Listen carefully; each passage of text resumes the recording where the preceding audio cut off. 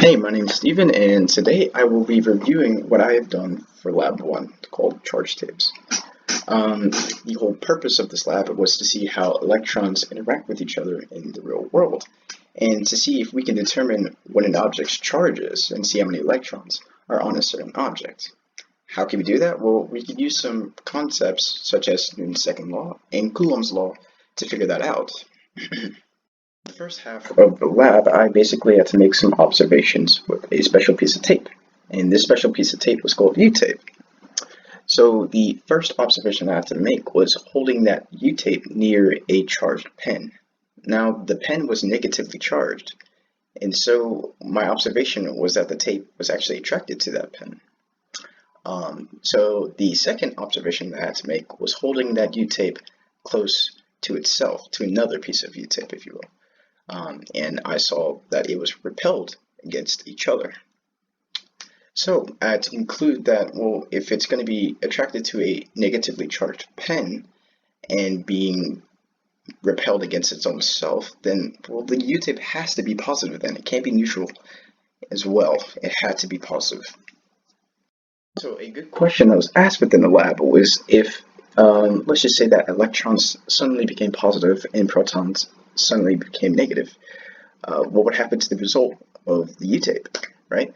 Well, the thing is, nothing would change. The same rules apply, that opposites will attract each other, and the same charges will repel each other. For the second part of the experiment, I needed to find how much charge was on in one piece of U-tape while using the given situation above in the picture in the top right corner, where one piece of tape was hovering under another piece of tape and causing electric force to be done on the above tape called tape B. So the first thing that I needed to look at was the forces being done on tape B, which was only gravity and the electric force being done from tape A. These two forces, the force of gravity and the electric force, no longer cause tape B to be accelerated, so therefore the net force had to be zero. And therefore, as you can see, we can set them equal to each other by doing some algebra. These two forces. The force of gravity is pretty easy. We just have to find the mass of the tape and then just multiply that by g. For the electric force, we're going to have to use Coulomb's law. Luckily, we've already known some variables. Like the distance of the tape between A and B, we'll use for R mac. R hat, in this case, will just be 1. And we already know the constant k. So therefore, we're easily able to find q. In the slides, I've kind of just algebraically rearranged everything. So once you plug in all those values, like the force of gravity and everything else, I finally got a charge, q. So now onto the coding section. As you can see, I made a model of what's going on in the second part of the lab with tape B and tape A. And basically, I made a function in GlowScript called qcalc to do the exact same thing that I did before, which was to find the charge of one piece of tape, one piece of U-tape. And it did equal to around the same answer that I got before by hand, which was 7e to negative 8th Coulomb, which was great.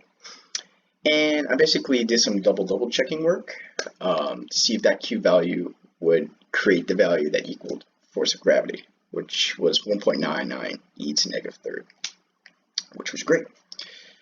Some extra work that I also did was to find the number of electrons on one piece of U-tape, which I found to be 4.48 e to the 11th electrons, sorry.